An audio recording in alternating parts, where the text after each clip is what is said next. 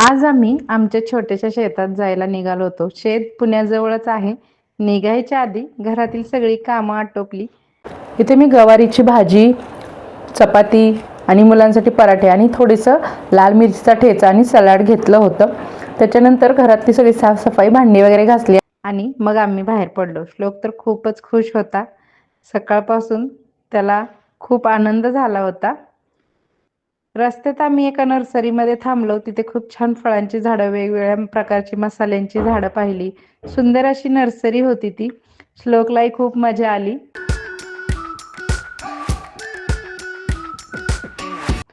त्यानंतर आम्ही पाटसला आमच्या शेतात पोहोचलो. छोटंसं शेत आहे, पण शेत बघून खरंच वाईट वाटलं. पाण्याअभावी बरंच सगळं काही जळालंच होतं. कांदे लावले होते, वांग्याची काही झाडं होती, गवार आणि हिरवी मिरची लावलेली होती, कोथिंबीर पण होती. पण उन्हामुळे सगळं काही सुकून गेलं, काही जळून गेलं. काही कांदे चांगले होते, काढलेले नव्हते अजून, आणि काही कांदे खराब झाले होते.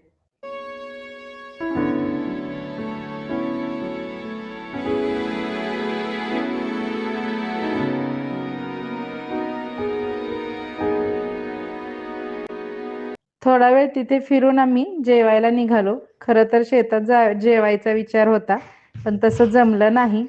मग आम्ही घरून आणलेला टिफिन आणि एक मिसळ घेऊन जेवण केलं. जेवण झाल्यावर आम्ही घरी निघालो.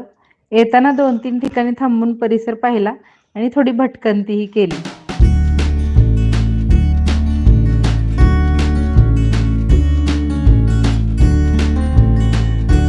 आणि इथे आम्ही थोडं परिसर पाहत होतो, तर इकडे श्लोकची करामती चालू होती. त्याचा खेळ चालू होता. समोर JCB चालू होता.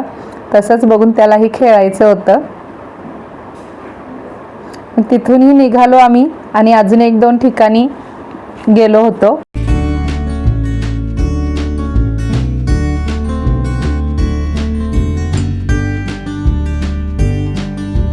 आणि मग शेवटी आम्ही घराचा रस्ता धरला.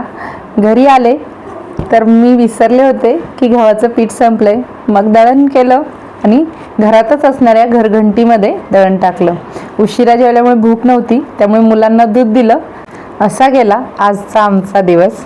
व्हिडिओ आवडला असेल तर लाईक करा, शेअर करा, सबस्क्राईब करा. पुन्हा भेटू.